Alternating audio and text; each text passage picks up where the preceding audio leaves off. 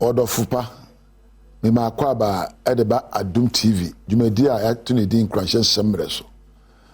me am te dwumadi ho chia me edi am jeso ene Apostle Dr. Anita Kotego ma me di kan emisa ase ho te sei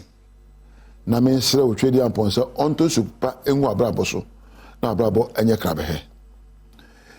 abrabo ye buye no ya na ye nyina pese ye binya nimdie na amaya tumpon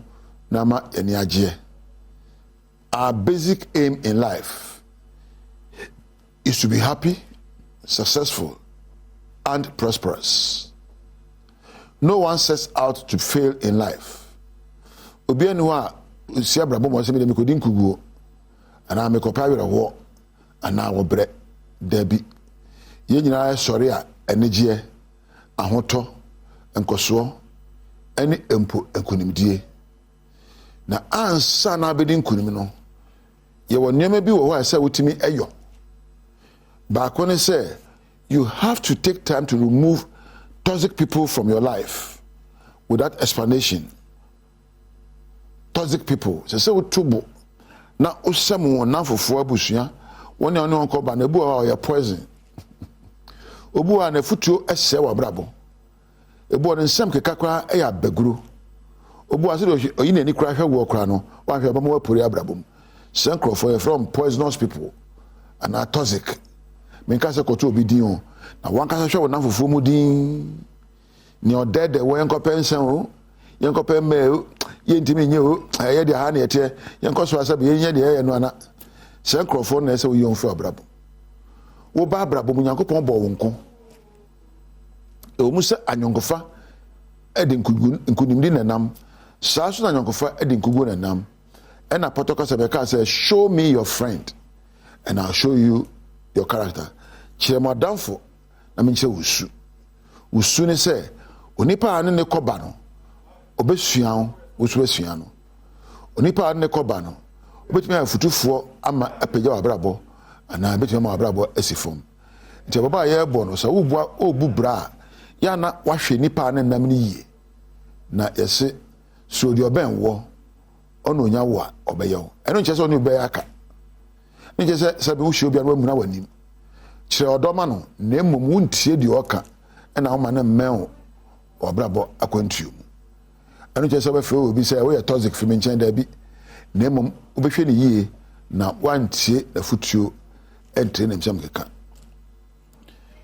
Take your time to carefully choose your life pathways. Abrabo ye wo aba no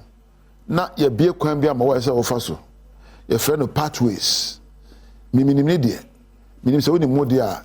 kwan bi wo ba fa so edi nkunim kwan bi wo ba fa so enya enegye kwan bi wo ba fa so enya yedie ena bi so wo ba fa so edi nkuguo ye se wo hye no nso na wankofo obi kwan so na obi a wo ne kwan. Create your own pathways and choose to follow. Wan kwasa hihye wo mre na hihye wo abrabo kwani a wo hwe se ebeboa wo na di akire ebim. Keep your major relationships private. You nipa bo asa o form nyonko me wo so fo nyonko me wo Nkuranhyɛ yini bi nyonko me wo bi o nyansa a otumi fo nyonko ena me wo bi o no so hye me Nkuran nyonko ena me wo kura me o Nyankopɔn nyonko sɛ ni pa no mwe me nyom achi me nka nche me mo mudi nkyerɛ enti wo so pe onyame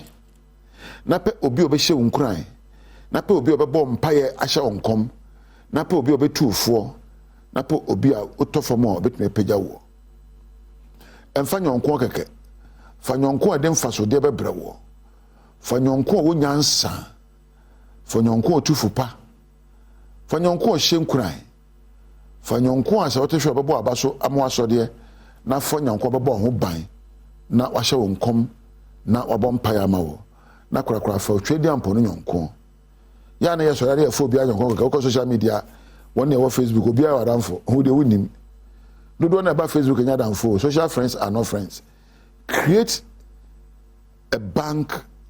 of positive oriented friends. Create a bank hihye obi a se ho kire wo betimi adan wonye sikafam akwankyere afutuo Nkuranhyɛ mpaebɔ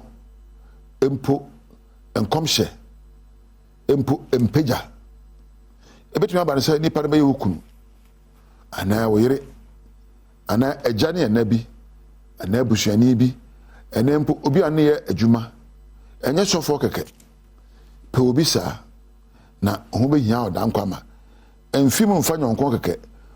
Choose your own friends, those who can encourage positive emotions and cultivate an attitude in you. Krakra no upe yedi a ese ufa suban miensa we ana nan ana enum didi kan ahohyeso